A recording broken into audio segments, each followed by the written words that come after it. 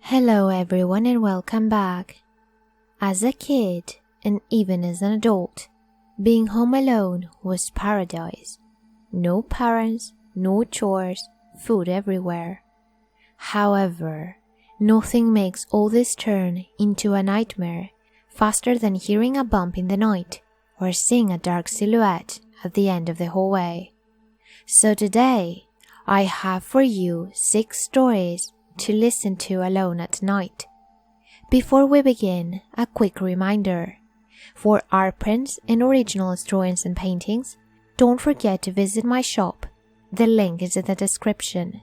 And also, my next video will be about 4 scary stories to keep you company and will be uploaded on Tuesday, May 1st. But just to make sure you won't miss it, click the bell notification icon and grab your flashlight because you are about to step into the darkness. My parents weren't home last night, so it was just me and my sister. I had decided to stay in and have a quiet night for once, but she texted me earlier in the day to tell me she was going out. I went to bed early enough. I think it was about 11:30 or so. I turned off the TV, turned down the fire, and let the dogs out. They often sleep inside, but I like them to be outside when I'm home alone, because they'll alert me if anyone comes near the house. That's another story I should tell. I left the front door open for Angela though, just in case she lost or forgot her keys, and I went upstairs to bed. When I got into bed, I texted her, like a good sister. Left the front door open, in case you're too pissed to open it later. Have a good one. Good night. I watched some YouTube videos for about 20 minutes, but when I left my eyelids getting heavy, I closed my laptop, put it on the floor, and settled down. A couple of hours later, I was woken up by a thump, the kind of sound a mobile makes when it hits a hard wood floor. Bitch, I hissed to myself, annoyed that she had woken me, but I turned over and started drifting off again. I jerked awake again before I could fall asleep at the sound of the toilet flushing. I'm gonna kill her tomorrow, I thought. I've lived in this house almost 20 years, so I know the sounds very well, and I know the sounds my family makes. I can usually tell who is walking up the stairs by their footsteps and their breathing. With Angela, I know it's her walking around because she is very thin and her footsteps are light, and she doesn't cough or snuffle often. I would have known it was her moving around anyway, because she was the only one that was going to be home. I tried to block out the noise as she walked from her room to the kitchen, running softly into the bathroom before going back into the kitchen, running the tap and then pot, slowly back into her room and closed the door. I rolled my eyes in mock thanks as I heard her get into bed and adjust the covers. It's a dug-down duvet, so I hear every rustle as she gets comfortable. She sniffs and puts her glass on the bedside table before turning over again, and then it goes quiet. This was about half an hour after she woke me, and I was annoyed. Granted, she didn't slam the door like she usually does, but she could have tried to be more quiet. Resolving to give out to her in the morning, I went to sleep. When I woke up this morning, I went downstairs to pee, noticing that her door was still closed when I went by, and then I went outside to feed the dogs and the birds. When I came back in, I put bread into the toast and ran upstairs to get my phone and slippers. I made myself comfy on the couch with my toast and tea and flicked through channels before settling on an old rerun of Friends and going to check all my social media, flicking through Instagram, Facebook, and Reddit. Smiling to myself, I text her again. You are lucky I'm a nice sister and I'm being quiet for you this morning. Too bad you could not do the same last night. How drunk were you like? LOL. I heard it beep as soon as I threw it down, but I waited until I finished my toast before wiping my battery fingers on my trousers and picking it up again. My heart stopped. She had not replied to my text last night, but she replied to this morning's one. I did not came home last night.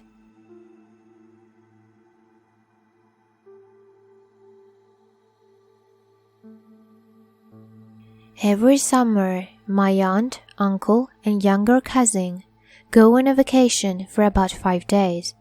In the more recent years, they have started asking me to house sit for them. They have a 2-story house in a nice neighborhood. It has 2 basements, a basement and a cellar though, so I guess you could say it's 4 levels altogether. I live there with their dog and cat, take care of the house and flowers, and pretty much relax. The first few days were awesome, just going on walks with Jewel, the dog, and laying around watching TV, maybe the occasional tanning session, with my best friend outside. I was making money too. How could I complain? Well, around day 3, my best friend Sam was spending the night. We were having some wine and watching a hilarious show. Around 11, we decided to go to sleep, as we were both pretty exhausted and she had to be up early. She took the guest room and I slept directly across the hall in my aunt and uncle's. We both left our doors open, so with the lights on, we could see one another. We put the lights out and Jewel and I lay down. Within 5 minutes, I hear Sam scream and bolt to turn on her light. I sit up. What the hell? There's something scratching the wall, she yelled, backing out of the guest room into the hallway. Sam's super paranoid, so I wasn't too concerned with her reaction. It's not the first time she's sworn she heard something. It's probably just Tinkerbell, the cat, I reassure her. Well, can you just take a look? So I walk into the room. Jewel follows me to the bed. I kneel down and looked under. There is absolutely no way a human could fit under this bed, but I have known the cat to hide under there from time to time. This time, though, there's nothing there but shoe boxes for storage. Look, it's nothing, not even the cat. You're just hearing things. Again. I tell her. Sam knows she can be overly paranoid. So she kinda laughs and gets back into bed, not super concerned anymore. I was back to my room and I see the light turned off behind me. Before I can even get comfortable, Sam screams again and runs straight into my room yelling, "No, I'm not kidding. There's something in there. It's scratching the walls." This time, I got a little nervous. It's not like her to freak out that badly. She may say she hears something, but she doesn't generally run around yelling. I turn the hallway light on and walk into the guest room, flipping that switch up as well. I put on a hard face and pretend she's just being silly.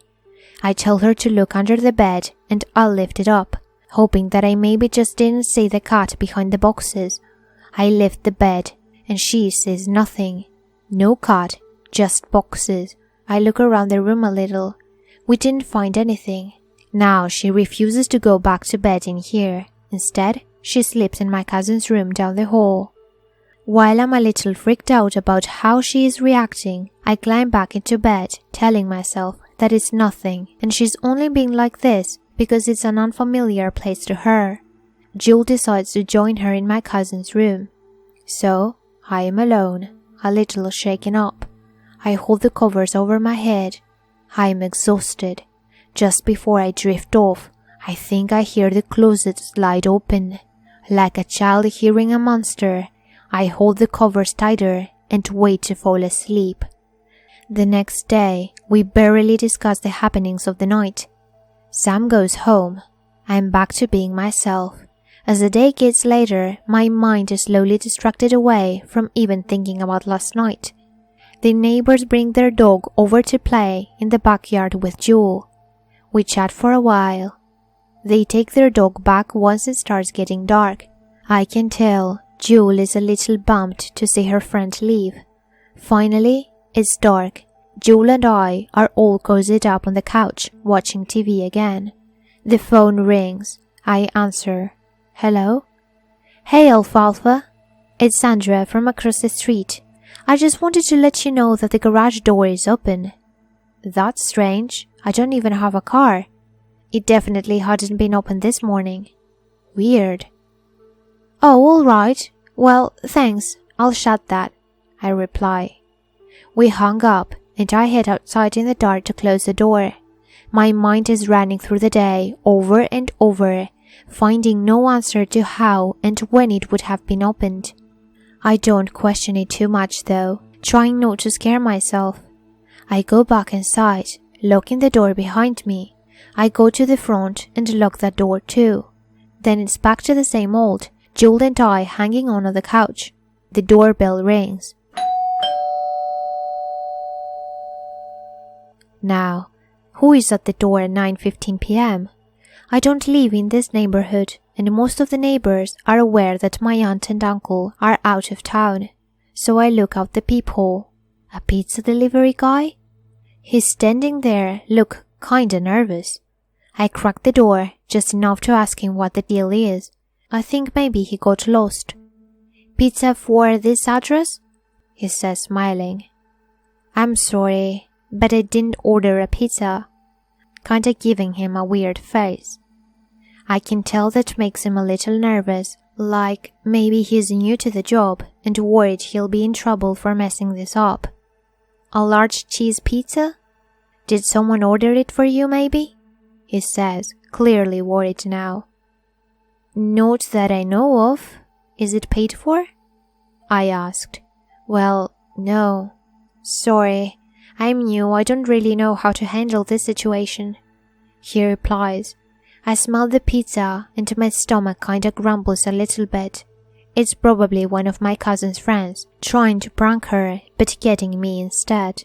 I feel sorry for the guy, so I dish out a few bucks and just let him off easy. He apologizes for the mix-up, adding, if you want to find out where the pizza came from, I don't have the number on me, but you can call the restaurant and ask to look it up for you. All right, no problem. Have a nice night, I say as I shut the door. So I have the pizza, but I'm still really curious. I figure I'll just call the place and get the number so I can tell my cousin which of her friends was pranking her. The line's ringing and I am waiting anxiously, because the more I smell that sweet combination of cheese and sauce, the hungrier I'm getting.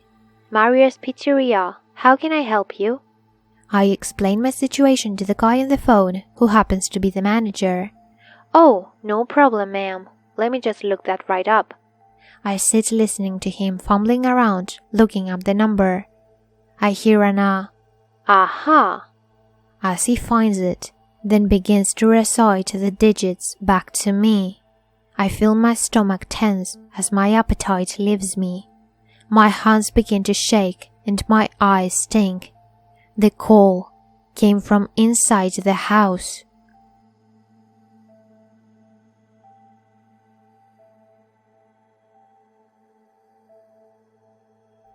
I have one cat. He's a big tubby, a 13-pounder, but not fat. Weight is like a large furry brick, fuzzy but built solid. Wade does what any ordinary house cat would do. He sleeps most of the daylight away. He plays with fake mice. He closes at one corner of the easy chair. He waves between my legs while I walk. To be brief, he's a fairly normal cat, aside from being of the larger size. I've had him almost 2 years, though I am not sure how old he is, and in all that time he's never set foot in my bedroom. You might say that's fair. Lots of folks don't like pets in their bed, but I am not the reason he won't go in there. The bedroom door is always open. He just refuses to go in, and if you carry him into the room, he will leave as soon as you put him down. I found out why he won't go in last night.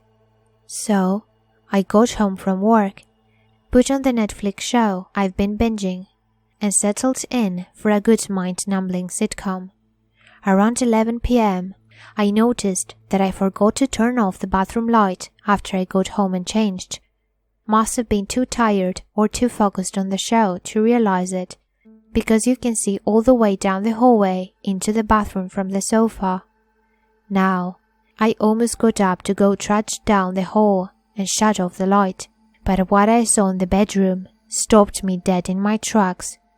Wade was in there, sitting by the desk near the far wall of the bedroom.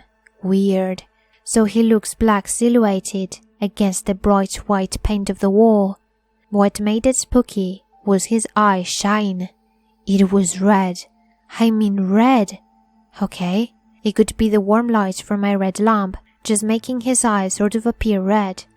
I realized this, but the hair on the back of my neck was standing up, and I suddenly didn't want to get up from my spot. I tried calling him. He didn't budge. I tried using the voice I make when I'm about to serve his wet food. No response. I even grabbed his treats and tried shaking the bag of catnip in front of him.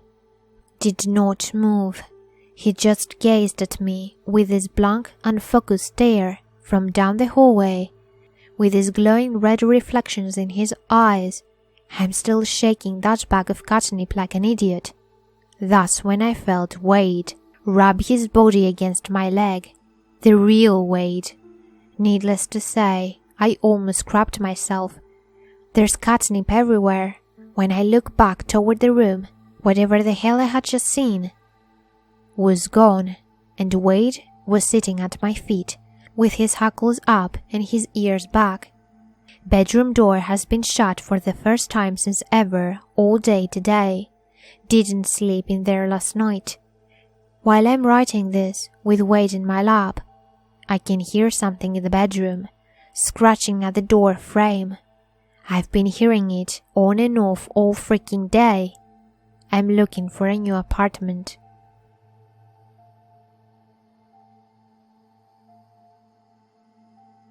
I don't know if I am reading too much no sleep and it's messing with my brain, or if I have a legitimate reason to be scared, but either way, the paranormal scares the shit out of me, and I am scared right now. I need advice because I don't know what to do. I don't have anywhere to go, and the baby is asleep and my husband is at work. We bought and moved into this house in October. All was well for quite some time. I never truly got the feeling of being home, though, for some reason. I have always had a very, very uneasy feeling at night time here. When my husband is here, I don't notice it as much, but when I'm here alone with the kids, I feel very uneasy, like I am not safe, no matter whether all doors and windows are locked or not. A couple months into living here, I started hearing things.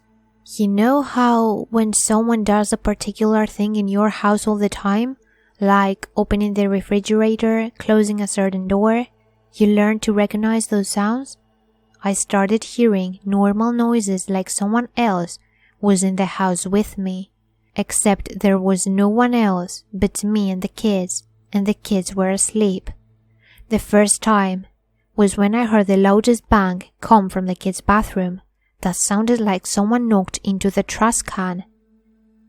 Our dog picked his head up.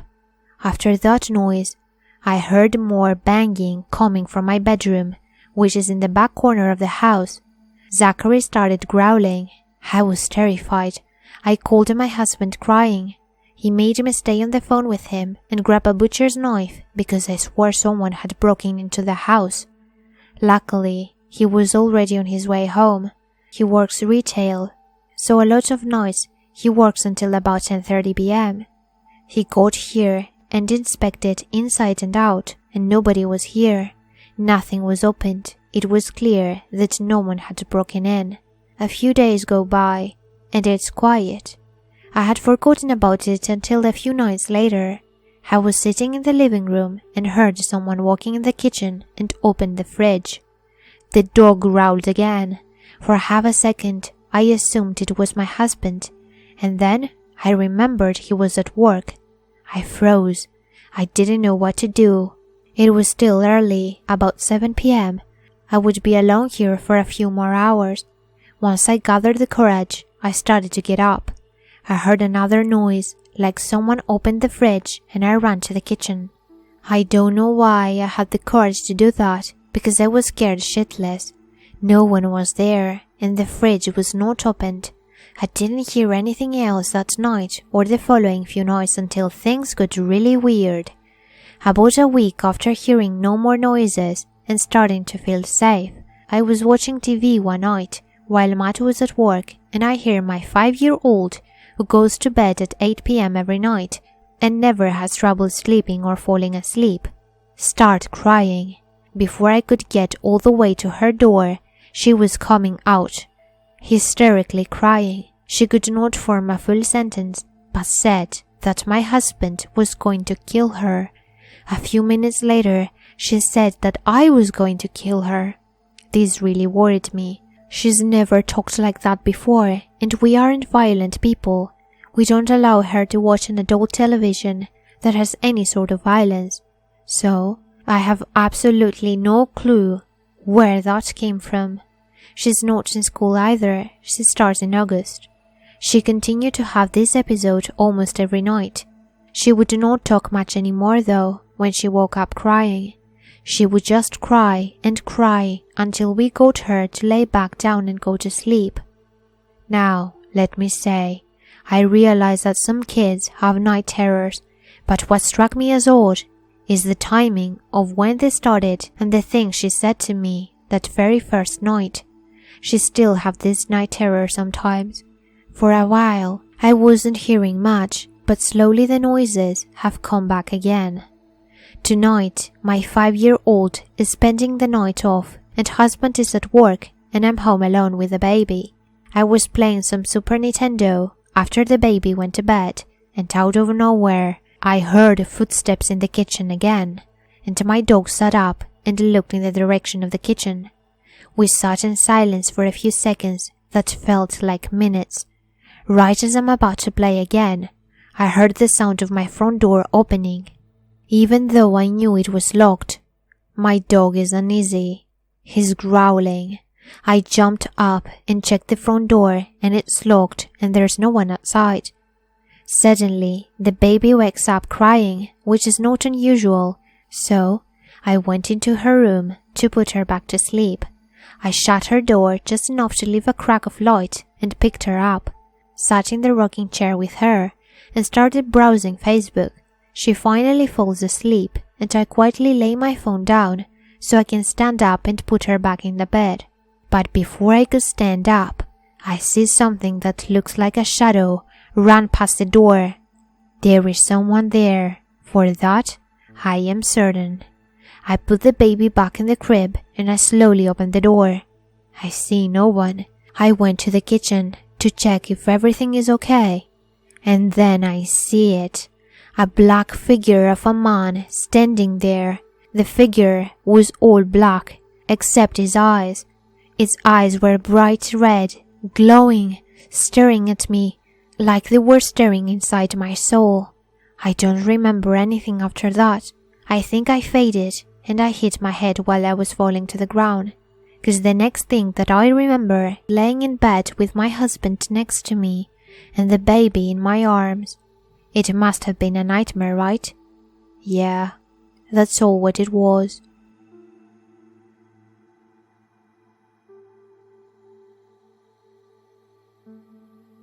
I live in the center of a small country town, in a shitty apartment building with my mother. As cliché as it sounds, it's true. Now, scary stories and ghost fanatics always piqued my interest, but I have never thought twice about a bump in the night or a tapping on the window. That was until 3 weeks ago. It was a normal night for me, fall asleep at about 11 p.m. and wake up a few times throughout the night. My bedroom was on the 2nd floor, and because the apartment was so cheap and dingy, every time you stepped there would be a long creak along with it. Now, I'm a light sleeper, so every single small sound wakes me up, but I always fall asleep a few seconds after. This one particular thing that woke me up though was the sound of creaking footsteps walking across the floor towards my room.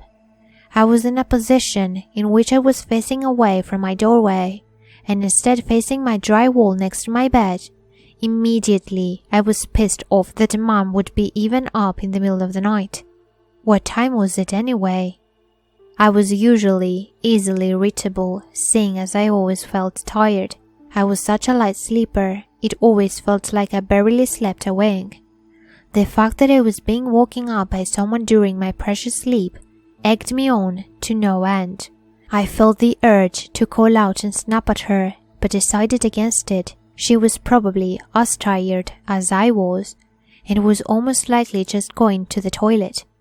Her footsteps stopped outside my room, and I sighed in frustration. To my surprise, I heard the door handle turn, and the door lightly creaked open. At the time, I had recently scared my mother with a suicide attempt, so it wasn't uncommon for her to check up on me before she went back to sleep. I figured that she was having last night thoughts or something, and she wanted to just check in on me. Oddly enough, I pretended to sleep like I usually did whenever she did this. I don't know why, but I figured it would be awkward if my eyes flung open as my mother was kissing my cheek. She would usually just lightly touch my foot and whisper me good night before heading off to bed herself, but she didn't step foot into my room.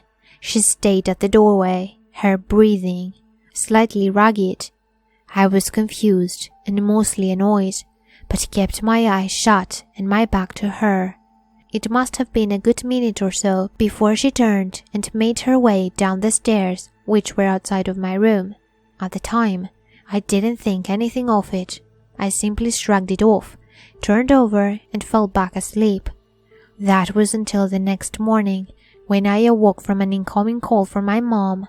I tiredly reached over to my bedside table and put the phone to my ear. Maybe she had gone out to the store and needed to ask me something. There'd be no reason to call me while we were in the same house. "Hello?" My voice croaked with the first words of the day leaving my lips. "Hey darling, sorry for not coming home last night. I got a bit carried away with the alcohol." She ended it with a laugh. My heart stopped. "What?" "I said I got a bit carried away." No, before that." "Sorry for not coming home last night?" She seemed a bit confused, and my eyes never left the ajar door of my room, evidence that someone or something had opened it last night. "Is everything all right, sweetie?" Deciding not to worry her, I reassured her that everything was okay and hung up. I had completely forgotten that I was home alone. Now, nothing had happened since then, but I've been scared shitless and sleeping with the lights on every night. I just hope that whatever it was, it doesn't come back.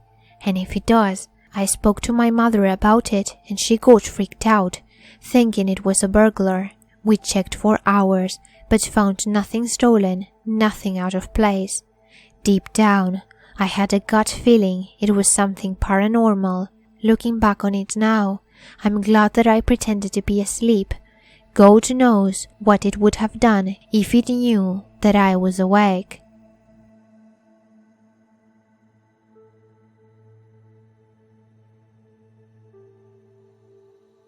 I can say first thing that I don't believe in the supernatural, and I don't claim that my experience is such, but I can't explain what exactly I saw, and I can't keep it to myself anymore. I used to love going camping at a youth leadership camp deep in the northern lakes of the Canadian wilderness. I was counselor for the spring and summer program, and it's my job to organize the trips. Basically, I guide the group of kids through a series of campsites. I also assist in the daily activities and games the camp puts on. This camp is an hour north of the closest town, and truly is the Canadian deep wilderness. Dense, dark forest dripping with fog extends for 100 miles, the majority of which is unsoiled by man. The nights there are serene, cool, and breathtakingly quiet, except for the gentle sight of the trees as they sway in the night breeze. My experience, context aside, happened to me during the weeks prior to opening the camp for the summer. I had finished my day's work of preparing the tandem canoes by inspecting them, checking inventory of life vests, paddles, kayaks.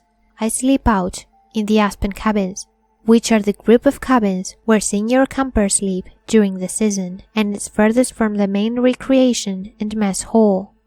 It was around 9:30 or so at night, right after the sun had dipped below the horizon.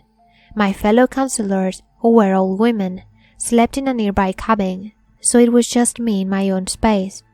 That was all right with me, as I do enjoy my personal space, and always have. I've always found a grand sense of peace when being by myself. There's something about the wild that always made me feel a connection to the earth. There's something about the wilderness, if you've never been deep in the wild before, that had always been creepy as well. I found myself all the time thinking about the old settlers and first inhabitants living in these woods before electricity, and good shelter, and marveling at their bravery, hearing the trees sway in sight as the night breathes across the land and seeing nothing but darkness and moonlight is an almost spiritual experience. You can really appreciate where these legends of Bigfoot, of the Wendigo, of clawed and toothed monsters came from. Your eyes play tricks on you out here, a fact I enjoy spooking my group of campers as we sit around a fire in the middle of the woods during our trips. I was lying in my bed when I heard the bathroom door slat shut. I jumped. Hard. I immediately tiptoed to the door and pulled it open and felt a rush of cool May air rush in. I had left the window in the washroom open and the wind had pulled it shut. I remember this clearly because a few seconds after I entered the washroom, I saw something I will never forget. Upon entering the washroom and closing the hole-in window, I heard the mirror crack behind me. Spinning around, I stood pressed against the corner of the wall and the window looking at it. It had cracked right down the middle on a diagonal. The night was chilly, but chilly enough to crack a mirror? No, didn't even seem possible. My heart pounded in my chest, standing there, the dim bathroom light casting shadows across the room and back into the dark room, out into the cabin. At some point, an insidious sense of dread began to creep up my spine like a centipede. Something was wrong. The whole energy in the space was off. I wanted to go back to my bed, where I could lock the door and feel more comfortable. I wish I had just done that, and not returned to the window, but I did. I felt I had to confront this feeling, such a primal sense of fear before. I turned to the window and looked, really looked out into the night. And I swear to God, the longer I looked, the more I saw it. Big, wet eyes, half hidden in darkness, but looking at me. A vast silhouette of hair and broad shoulders. I stood transfixed. It must have reached the bottom of the fucking trees. Most of its massive features were shrouded in foliage and bark. It was waiting or simply observing. But those eyes, I can't tell you how I got through that night, for it was so blurred to me. I knew I could not work there any longer though. I told them that I saw a brown bear in a tree, and that it was a mother protecting her cubs, and that I would advise against taking kids out on a trip until they moved on. There were no official reports of anything wrong at the camp after I left. I checked the website of the camp. I still check. I'm getting chills up my spine as I write this in my apartment, because I have no explanation for what I saw that night. It was too big to be a bear. Its eyes were too wide, too wet. But that's my story. I hope I imagined it, but you never know. The wilderness, it's a big place.